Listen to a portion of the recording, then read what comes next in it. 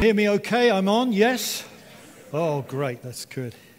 Tonight we're going to tune into the impact of popular music upon our generation, and an admission up front, we're going to do that by giving me an excuse to think back through my generation, but it really is with a view to equipping us for the world that we live in today, particularly the Western world, and maybe understanding how we've arrived at where we are today.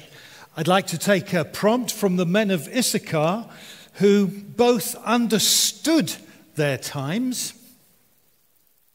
and knew what to do. And they were equipped then to fight with King David, and we need to be equipped spiritually to contend in the warfare that we face today. Agreed? Can't disagree with Scripture, really, can we?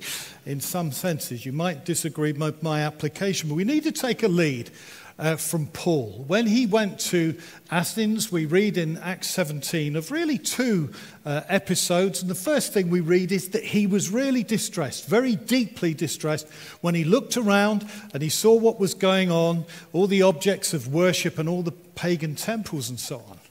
But part of the way that he engaged with them, and this is really important for us this evening, I think, is he looked at what they'd written. First of all, he refers, you recall, to an inscription to an unknown God. And as he began to address them, he referred to the fact that not what one of their poets had said, but he talked about what some of your own poets have said. Now, in doing this, what he's doing is communicating with them that he'd taken on board something of their culture. He seems to treat his listeners with some respect and give the impression that he's maybe affirming some of their concerns, their hopes and their needs. And then he proceeds to tell them what they should not think. So he seems to accommodate almost in order to love by confronting them. That's not easy, but let's try.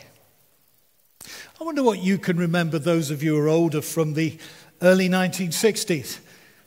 Can you remember Yuri Gagarin, and first Soviet cosmonaut who made his way around the earth, and he got up there into space and said that he didn't find God up there? Anyone remember that?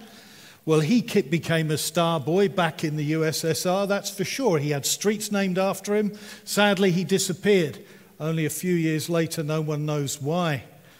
Perhaps you remember the assassination of John F. Kennedy. You will remember in our day, only a few weeks ago, the press were going into overdrive, waiting for the papers to be released to find out about all the conspiracy theories. Perhaps it was the Cuban Missile Crisis that you can remember, and you might want to reflect, well, we've got one of those in our own day. For me, the scariest thing then, as a little boy, I have to confess, was the Daleks. William Hartnell, the first Doctor Who, yeah, I was there first time round, and I see that they are still with us. This was the day musically when pirate radio stations boomed across the airwaves from the North Sea. Dance halls became discotheques. I don't think they're called that anymore, are they? And a new type of celebrity emerged, Dave Doubledeck's the DJ, and he is still with us. Oh, but by the way, Sir Michael Philip Jagger, MBE, let's have some respect for the Knights of the Realm, is now 74.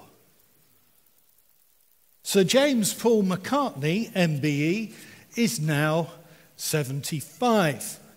So what you've really walked into tonight is the alternative How to Reach the Older People seminar in our generation. Sometimes Christian lyrics will make the airwaves today. Two of the ladies in my small group have informed me of Stormzy's rap, Blinded by Your Grace. Part 2 is played regularly on Wave 105 and Radio 1. Gavin is here somewhere. He's told me that the reggae community are very aware that if you get the word right and the sound right, you get the power. Now, irrespective of which musical genres are our personal favourites, we're all going to agree that music is very powerful. As Miles has said, sometimes even those songs that irritate you, some of the Christmas ones and others, they still stay in your head for the rest of the day, don't they? It's powerful. So Paul then, he made connections with what he observed. And he did that in 2nd C by considering writings, specifically poets, so that he could engage in meaningful conversation with things that they would recognize and were familiar with, so that he could then engage in what many call confrontations. I'd like to soften it a bit and suggest challenges from a compassionate perspective, and we need to learn how to do the same. His point of observation, by the way, was also his point of contradiction. I say again, he uses their right beliefs respectfully in order to confront and criticize their wrong beliefs in the light of God's revelation in Christ. And we're called to do the same. So tonight we're going to do a little bit more than suggest that we all live in a yellow submarine is an appropriate introduction to the prophet Jonah. Okay, we'll do it with a bit more gravitas than that. If there was one song that captured the spirit of the age in the beginning of the early 1960s, it was written by a little-known Jewish folk singer from the United States, Robert Zimmerman. We know him as Bob Dylan, when he wrote "The Times They Are A-Changing," before he was really well-known and popular. Come gather round, people. He's got a real agenda here. If your time to you is worth saving, then you better start swimming, or you'll sink like a stone. For the times, they're a-changing. A bit ominous, almost a bit of a threat there. Listen to these words, verse 2. Come, writers and critics who prophesy with your pen, and keep your eyes wide. The chance won't come again. And don't speak too soon, for the wheel's still in spin, and there's no telling that who that it's naming. For the loser now, hey, we're in the minority, hey, but the loser now will be later to win, for the times they are a-changing. And for someone who said he didn't set out to engage with the political realm, he then says, come, senators and congressmen, please heed the call. Don't stand in the doorway, don't block up the hall, for he that gets hurt will be he who has stalled. There's a battle outside and it's raging, it'll soon shake your windows and rattle your walls. That sounds a bit ominous as well. Who do you think he went for next? Come, mothers and fathers throughout the land, and don't criticize what you can't understand. Your sons and daughters are beyond your command. Your old road is rapidly aging. Please get out of the new one if you can't lend your hand. Bit ominous, isn't it? Why did he write the song? He tells us. He wrote the song as a deliberate attempt to create an anthem of change for the time. Popular songs, when they're anthems, they certainly stay in our minds. And it's one of the first occasions, I think, in popular music where there's this separation between the values of mum and dad and the establishment and those of the generation coming through. And as we reflect back on the oracles of the early chapters of the prophet Isaiah, we read in Isaiah 3:5, the young will rise up against the old. The nobody against the honored is a sign of judgment. Beatlemania. Anyone see them in Bournemouth? Oh, yes? Is that a hand that I see there? Yeah, there's a big smile going on.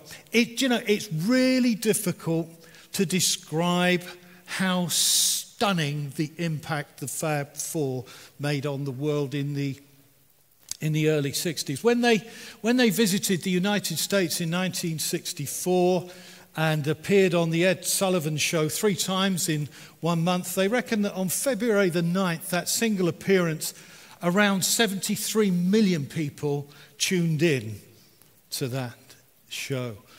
What characterized that generation, when it was known the plane that they were flying back to Heathrow on, there was hundreds, if not thousands, of young teenage girls who would camp out all night to scream their heads off when they saw their stars getting off the plane.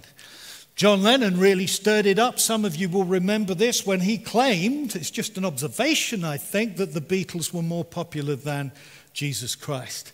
And many churches across the Western world were reeling as to know what to do with the effect the Fab Four and others were beginning to have on their younger people. They're still the biggest selling artist in the United States right up to the present day. And that intensity that they kicked off with continued through to the mid-60s. Yet behind the scenes, John Lennon was becoming totally disillusioned. As millions idolized him throughout the world, he and the Beatles were becoming burnt out by the end of 1965. It's not surprising. John Lennon confided in a close friend, he said, "The more I have, the more I see, the more I experience I get, the more confused I become as to who I am, and if you'll excuse this, and what the hell life is all about." And so, into the studio with George Martin, and the introduction of a completely different type of record. Up to now, what was mostly making an impact was singles. That's what was played in the discotheques of the time. But now into the studio with George Martin and the strings, and something that became a concept album. Now, that cover is remarkable. Up to that point, the previous covers had looked like a less colourful version of that. What you got was all the other bands with the mop-head haircuts on the front, often with sort of roll neck and turtleneck pullovers, so they didn't quite look as smart as the Beatles often did. But then we get this album cover. Let's think about this for a moment. People from the past and people from the present. Top left of the several dozen people and icons we've got there, we've got, don't even know if I can pronounce his name properly, to be honest, it's Sri Yukteswar Giri. And he wrote a book in 1894 called The Holy Science, which was an attempt to simply show as clearly as possible that there is an essential unity in all religions. There are 4 guru-like characters like him that are on that cover. That begins to tell something of the story. A couple of months later, the Beatles would meet with the Maharishi Mahesh Yogi at the Hilton Hotel in London's Park Lane and began to really get into TM, Transcendental Meditation, which I think George Harrison followed with for the rest of his life. Now, as we move along the back row, we talk about Aleister Crowley. I don't really want to do that, the occultist, and Carl Jung, the great influential psychologist, occultist, who has affected generations since. But Aldous Huxley also features there, and now we're crossing over into the written world. His 1954 book, The Doors of Perception, was apparently the required reading for the countercultural elite in the 1960s. The philosophers of the politics of Pimlico, think of that type of generation. Detailing what in particular? Why was it so popular? Well, he talked about his own experience of taking mescaline. Recommended, by the way, by the young people who knock on Neo's door near the beginning of the film in The Matrix. Can you remember that? Anyone? It certainly chimed with the so-called consciousness expanding ethos of the decade and was recommended for a Nobel Prize for no less than 7 years. Now, who else is on the cover? If it was close enough, you could probably name some people. Lawrence of Arabia, Laurel and Hardy, Marilyn Monroe, Karl Marx, Shirley Temple, Albert Einstein, Dr. Livingstone, George Bernard Shaw, and Lewis Carroll. Now, the observant and astute among you will know the one thing all the people have in common. They're all human. Other than that, we might say to a greater or lesser extent they are kind of known in the public realm. But this album cover alone perhaps becomes one of the first icons of its generation to challenge the modern age. Do you get it? Do you follow? Every picture tells not this one. There's no one story represented here. What do you mean? A story. Well, what about the lyrics? What's wrong with I get by with a little help from my friends? I wonder if the world is still waiting to see the communities of the King where people really do get by with a lot of help from their friends. That's followed by Lucy in the Sky with Diamonds. And it's not about a groupie who love to watch the autumn sunsets and look at the diamond sparklers like Meghan Markle's looking at the moment. It's talking about LSD. Will you still need me? Will you still feed me? When I'm is soon followed by the last song of the album, where we're reminded of 4,000 holes in Blackburn, Lancashire, and John Lennon says he'd love to turn us on. But history seems to suggest it didn't work for John. The Age of Aquarius was a hit single in 1967 by Fifth Dimension with its exoneration of mystic crystal revelation, talking about the cause and origin of the universe, something that Richard Dawkins, when interviewed by the American journalist and comedian Ben Stein, said that he believes in. It was a worldwide hit. It was setting out the astrological belief that the world would soon be entering the age of Aquarius, the age of love to lighten humanity. And we might want to legitimately ask, did that happen? We'll reflect on that in a moment. Well, one other big thing that took, there's so many things happened in the 60s, we have to be selective. One other big phenomena was the emergence of pop festivals. I can remember people coming back from the Isle of Wight. 150,000 people gathered to that. And we're still talking about festivals on the island today. But you say, it's okay, but it's about time before we... Yeah, okay, it's up there now. I mean, it's about time we had some serious exposition. And so Woodstock, which was the biggest of them all, conservative estimate, 400,000 people gathering at Yaskus Farm within 50 miles of New York. Would we advertise exposition, making what we do as a church? No, well, they did. And it was an Aquarian exposition. And we've just considered what the definition of the age of Aquarius was all about. 3 days of peace music. 500,000 by the time Johnny Mitchell got there, she says in her song. But I want to ask a question to help us make a connection here. Has all previous knowledge of truth been disbanded and got rid of by this generation at this point? How did they expound the age of Aquarius? Johnny Mitchell wrote this. I came upon a child of God. He was walking along the road. When I asked him, where are you going? This he told me, I'm going to Yaskus Farm. Think I'll join a rock and roll band? Oh, that's the answer then. I'll camp out on the land. I'll try and set my soul free. So that's the objective of this child of God. Then some of you might recognize this refrain. We are stardust, we are golden. No, we're not, but we'll park that for the moment. We are stardust, we are golden. And what have we got to do? And we've got to get ourselves back to the garden. Extraordinary. She goes on then, can I walk beside you? I've come here to lose the smog. And I feel just like a cog in something turning. Well, maybe it's the time of year, and maybe it's the time of man, and I don't know who I am. It's tragic, isn't it?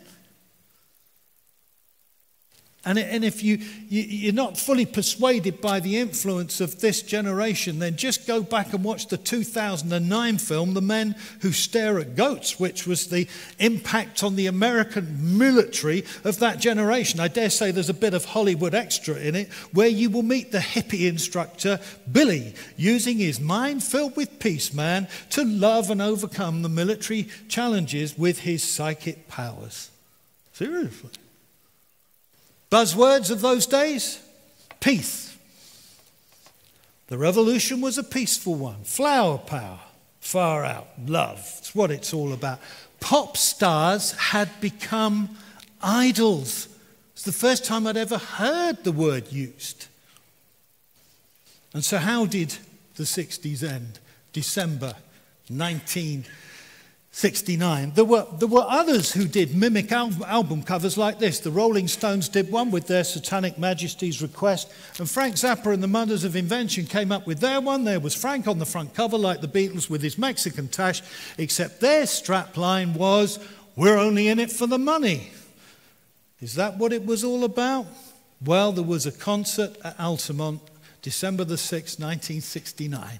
It was supposed to have been the glorious end of a Rolling Stones tour, and it was free, so it wasn't all about the money. But sadly, Meredith Curley Hunter was killed by the Hells Angels, who'd appointed themselves as security. There were in fact 4 tragic deaths at that concert. Well, you would end with a negative thing, wouldn't you, as a Christian observer? Well, then I ask the question, what was rock music's own assessment, reflecting on that instant at the end of the 60s? A later poet in 1971, Don McLean, would write, "That was the day the music died." And so we fast forward into imagining the 1970s. The hopes of a generation may have died at the end of the 60s, but the music still progressed, literally. If rhythm and blues of the 50s gave birth to rock and roll, the pop music of the 60s burgeoned into heavy metal, progressive rock, prog rock, jazz rock, and super groups. And yet, you know, the 70s had still not totally forgotten its Christian influence. In fact, one of the first double albums of that era started with these words: "I don't want to talk about Jesus. I just want to see his face." Anybody know who sung and wrote that? Who do you think? Keith Green, Johnny Cash, or Cliff Richard? Anyone? Cliff Richard. No, it was written by Mick Jagger and Keith Richards. And the gospel elements of that album, Exile on Main Street, where Billy Preston, the organist, during the final sessions, would take Mick Jagger to Sunday services. I don't recall reading that on the album cover notes of the time, but it makes the point. And as we wind down the road, Led Zeppelin 4 introduced us to a lady we all know who was buying a, say it a bit louder, Stairway to Heaven. Some wonderful lyrics to engage with. Yes, there are 2 paths you can go by, but in the long run, there's still time to change the road you're on. But it raises a question. Should Christians buy albums that are sacrificed to idols? If you buy Led Zeppelin 4, you'll have to observe the occult insignia on the front cover, no doubt with Jimmy Page's influence, who was a follower of Aleister Crowley, who's second on this particular line. Well, we'd have to, I think, engage with some text maybe in 1 Corinthians and Romans to answer that one. But here's the point. Even in that darkness and the dark influences, that light bulb has not gone out. There are lines, there are sentences, and there are poets, just like Paul of old there, for us to engage with. If the 1960 stars were called idols, Led Zeppelin and others were being referred to as gods. And they were influential. That album went straight in at number one in the US album charts in 71 and stayed there for 5 years. And when they appeared on Band Aid in 84 in the US, they were as big a pull as anybody. David Bowie followed Bob Dylan's Changes theme with similar angst in the early 70s. And these children that you spit on as they try to change their worlds are immune to your consultations. Don't tell them to grow up and out of it, he sung in Changes. Yeah, South London, Kent boy, just down the road from where Mick Jagger came from. Think of the impact of his death last January. It was commented on in the House of Commons. It was commented on in the Vatican. You almost felt the Commons was going to start today with them all gathering, standing up together and singing "We Could Be Heroes" just for one day. Such was the media coverage. But apart from his direct musical influences, which came from people like Lou Reed's Velvet Underground in New York, he understood about the visual impact of music hall. And when he took his Ziggy Stardust and Alad Insane tours on the road, he began to blend another agenda, both visually and lyrically. And the Kinks introduced us to Lola, who was met down in a club down in Old Soho by a young man who'd only left home a week before. And he wasn't so dumb, but he couldn't understand why she walked like a woman and talked like a man. Girls will be boys and boys will be girls, he sang. It's a mixed up, muddled up, shook up world. You might not like the Kinks, but the Queen does, and she made him Sir Ray Davis in the New Year's Honours List at the beginning of this year. Lou Reed in 74 invited the world to take a walk on the wild side, and it was a worldwide hit. All of the verses about characters that Lou actually knew. He thought it would be kind of fun, he said, to introduce you to people, to characters you maybe hadn't met before or hadn't wanted to meet. It was censored in some states in the US, but got through the censors here because we possibly didn't understand what he was writing about. But you may say to me, hang on a minute, that's what I'd expect down in Old Soho. That's what I'd expect with Lou Reed and his muckers at Lexington 125 in New York City. But you see, that's the point. Then that was still peripheral, it was on the edge. But much of what they were singing about and performing has now become very close to the philosophy that governs much of Western world governance in our day, and it started there. Well, some of you will be thinking, what can we make of this? If there's one thing worse than a sermon that sounds like a pep talk, it's a sermon that's a pop talk, and this is it for me. So question for the church, question. On balance, has the influence of popular music on the praise and worship life of the church been a good or a bad thing? Turn to those around you for a moment or two. See what you think. What do you reckon?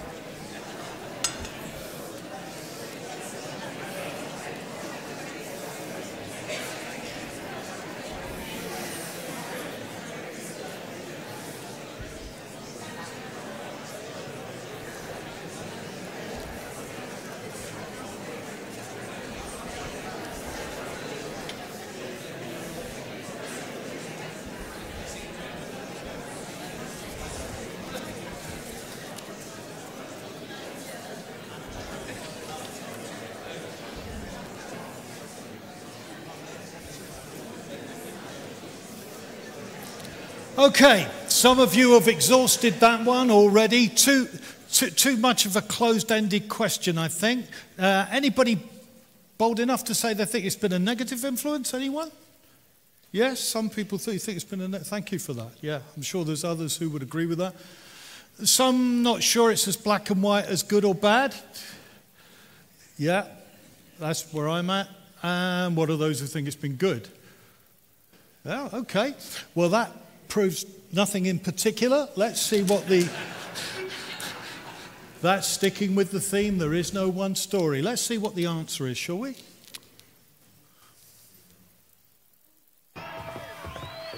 Hey, what's up? You still have another set? I'm taking my son home. I can't believe you, Dad. You're embarrassing me in front of the pastor. Mr. Hill, you just don't get it. This is how we testify. Raise him! Ugh. Can't you see you're not making Christianity better? You're just making rock and roll work.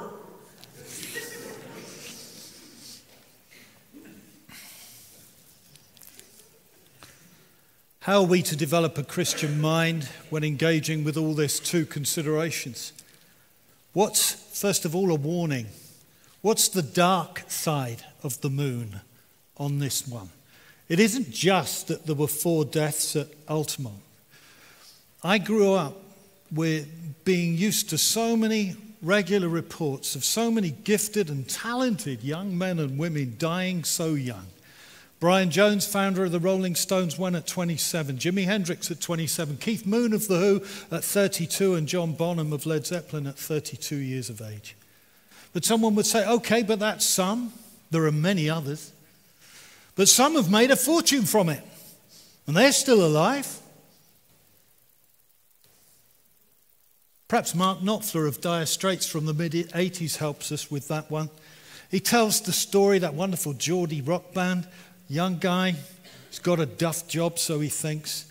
He's got to shift these microwave ovens, custom kitchens to deliver. And he looks up at the stage and he sees these dudes. And he says this, that ain't working. That's the way you do it. Your money for nothing.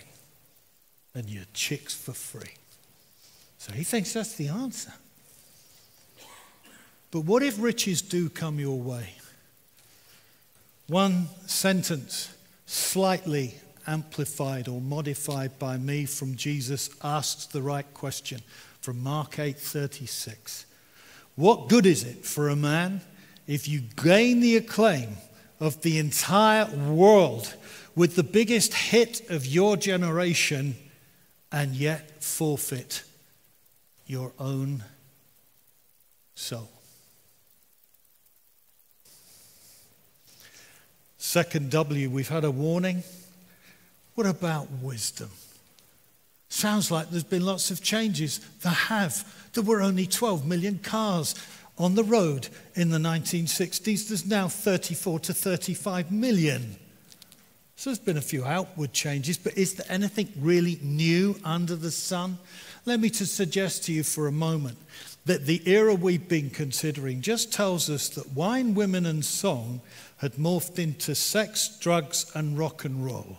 So if you want to, or you can just listen, turn to Ecclesiastes in chapter 2. The teacher, the king, the Koheleth in Jerusalem. I said to myself, come now, I will test you with pleasure to find out what is good. But that also proved to be meaningless.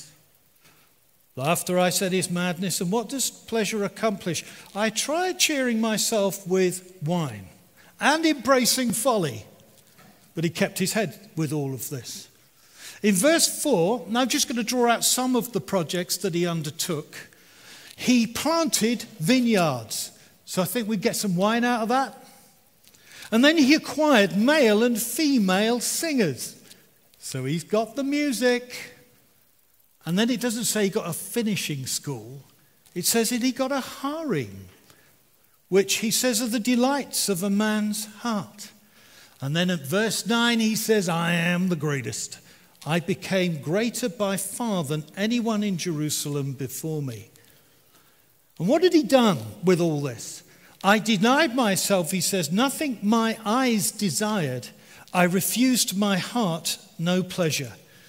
But his conclusion was everything was meaningless, a chasing after the wind. Nothing was gained under the sun. That's a lovely word, meaningless, the Hebrew word, meaningless, vanity, wisp of air, Eugene Peterson, smoke. Throughout the rest of Ecclesiastes, you can read of his preliminary conclusions about life under the sun and what is worthwhile. And he gives some pointers as we go. But that's his point where, within this genre tonight, he can't get no satisfaction, or he still hasn't found what he was looking for. Yet, younger people, toward the end, Ecclesiastes 11:9, he says, "Be happy, young man, while you are young, and let your heart give you joy in the days of your youth. Follow the ways of your heart and whatever you see. But know this, for all these things, God will bring you to judgment." So what are you to do? You're to remember the Creator in the days of your youth before the days of trouble come and the years approach when you say, "I find no pleasure in them." Let me give you one quick tip, I think, about how you might want to do that. You see, you can consider your Creator today in ways that the Koheleth wouldn't have known about. You could dial 111. You can look at John 1 about the one who came to shine light into the darkness, and the darkness has not overcome it, even amongst movements who are pushing in the other direction. Or Colossians 1, where you read about the one who not only created every visible thing that you'll ever see, but he also created the invisible realm. And in Hebrews 1 about the one who sustains all things by his powerful word, the whole kit and caboodle. Well, in the words of the 60s, you don't get any more far out than that man. Developing a Christian mind is just the beginning. I was listening to a police officer explaining to us again that outside of London, Bournemouth has the second biggest nighttime economy in the UK, with people coming from all over the country, and with that come their drugs. I had the opportunity to spend some time recently with a friend who's involved with ISAC, which is the International Substance Abuse and Addiction Coalition, international network of Christians who are responding to the escalating problem of substance misuse and addiction, which has been described as the biggest threat to peace outside of wartime. And I just wonder, and I know some of you are involved with Teen Challenge, but I wonder if there's something else the church in Bournemouth, and maybe even us, needs to be better equipped for as a town centre church for the decades ahead, so that we are equipped to call the prodigals home. Time is running out and I want to get to Christmas, but we do need to think about Imagine for a couple of moments. Remember George Michael, who's already been mentioned tonight.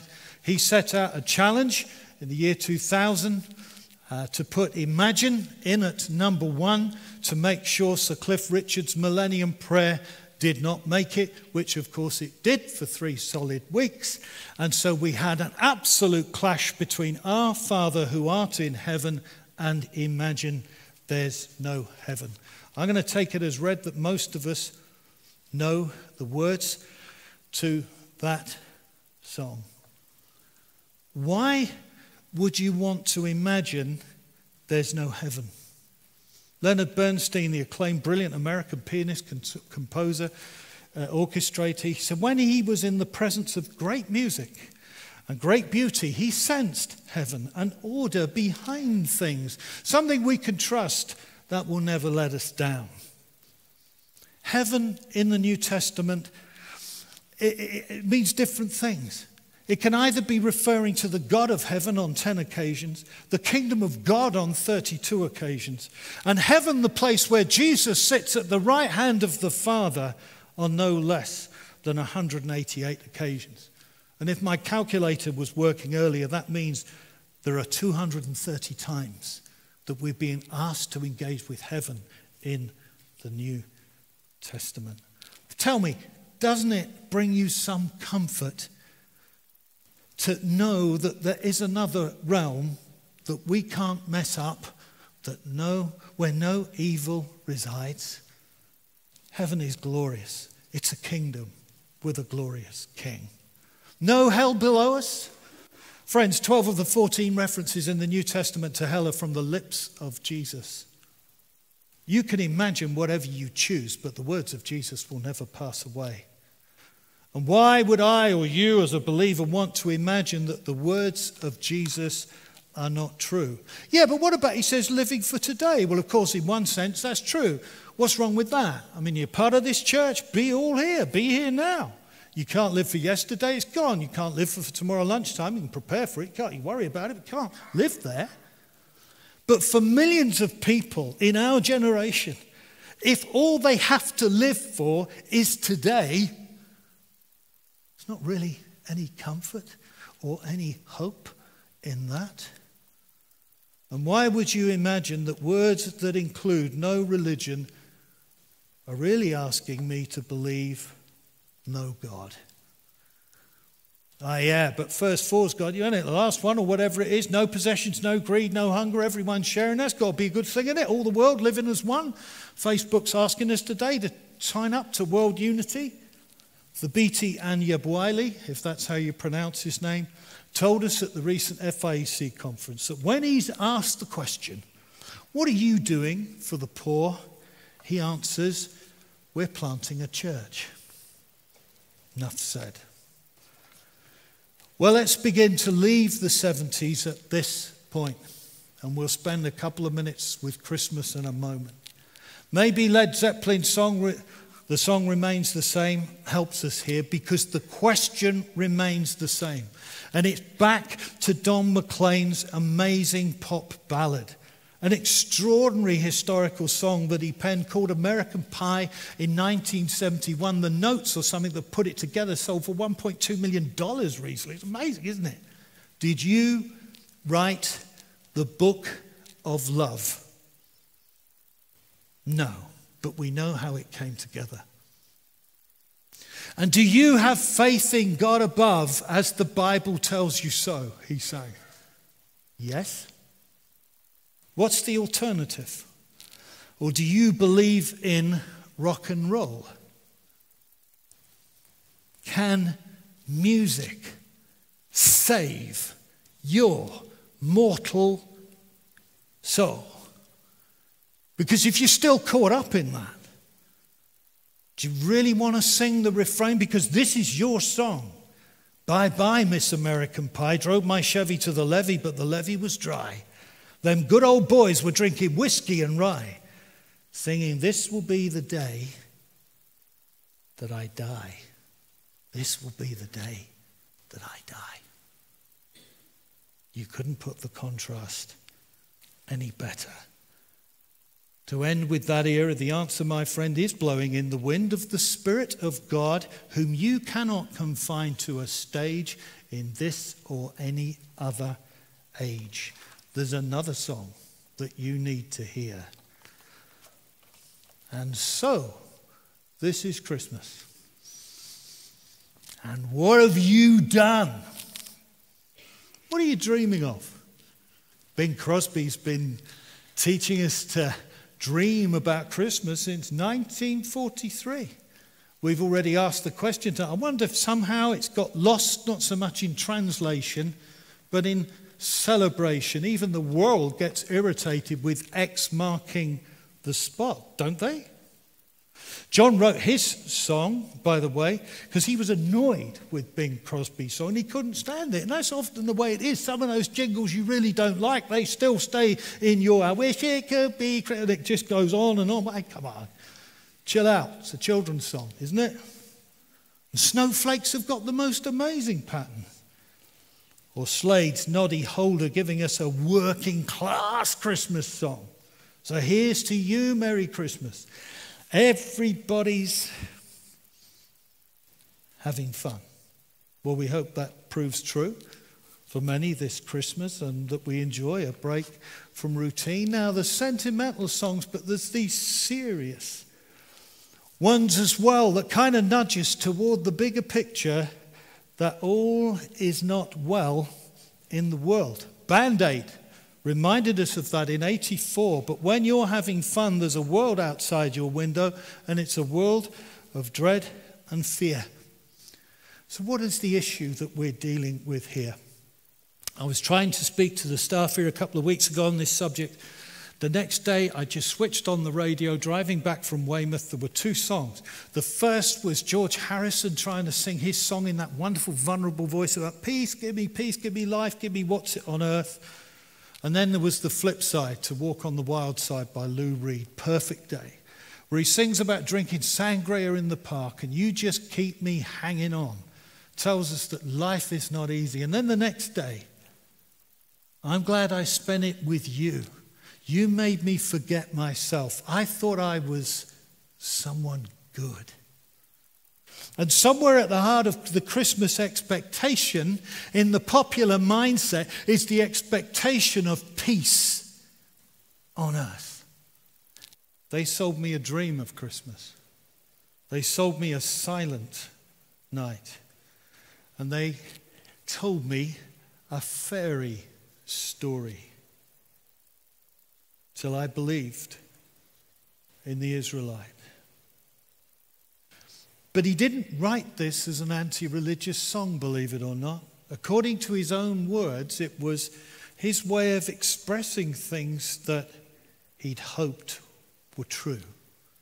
And the extraordinary thing is, where he is stood there is just by one of the entrances of the caves at Qumran, and him and the other guys have been drinking and smoking that afternoon, and I don't think it was 10 number 6, and he had to walk along this 18-inch ledge. And he said this, but when you're standing in the very spot where the scriptures were discovered, it's a strange feeling. He knew the story. He knew what had been discovered there by a little Arab boy called Muhammad, who'd lost his goat somewhere between the Dead Sea and a little town called Bethlehem. And he threw a stone into the entrance of a cave, and it didn't sound right, so he kept throwing stones, and they hit the pots and the clay jars that contained every book of the Old Testament other than the book of Esther. Yet 19 copies of the book of Isaiah were found and 1 complete scroll, and the rest was history. John Lennon read a book by one of the Dead Sea Scroll experts about a Jew who was so convinced he was the predicted Messiah that he conspired to fulfill the Old Testament prophecies through a deliberate plan of action. The book helped change his conception of God. And this is what he ended up with: I don't believe, therefore I am. What a tragedy. This song, let's have our last bit of music on the screen tonight, if we can, from Luke 2:14. And we will close with this. There is a song that the world needs to hear. There is one verse of a song, because you see, we could say, well, Paul went to pagan Athens, but there's one thing that's very different in our pagan world. Our pagan Western world is inveighing against truth, having had influence from it for hundreds of years, from Canada to Australia, from the Isle of Wight to the Outer Hebrides. That's different. That means there is no sacrifice for sins left. That is a tragedy. But you know, the older translations of this verse maybe didn't get the whole bit that we've got now. Because they used to read it like this: glory to God in the highest, and on earth peace, goodwill toward men. But now we read, that is true, but also on earth peace to those on whom his favor rests. And thanks to the discovery of the Dead Sea Scrolls, where our local boy from Oakdale was sat, we've turned up a number of Hebrew expressions that have turned up several Qumran hymns that help us understand the focus of God's good pleasure. And so that verse we can translate in the way it is now with absolute certainty. And here's the key. The angels are saying that God will bring peace to those on whom his favor rests. The emphasis is on God, not on man. The peace is found upon those upon whom his favor rests. To develop a Christian mind, you need to sing the new songs. This Christmas, to be filled with the Spirit. What does that look like? It sounds like psalms and hymns and carols and spiritual songs, not drunk with wine. 5 times the psalmist sings of the new song we have to sing. This is part of our mission mandate. Mission exists because worship doesn't. We read in Isaiah again, sing to the Lord a new song. His praise from the ends of the earth. You who go down to the sea and all that is in it, blue planet, you islands and all who live in them. May you tune into that song and it nourish your heart with joy. May it inform your conversation as you make connections, as you consider the poets of our day and generation. That God may grant more conversions than we'd ever dreamed possible. May his favor rest upon you through faith in Jesus Christ this Christmas. That's where you find peace on earth. Peace with God.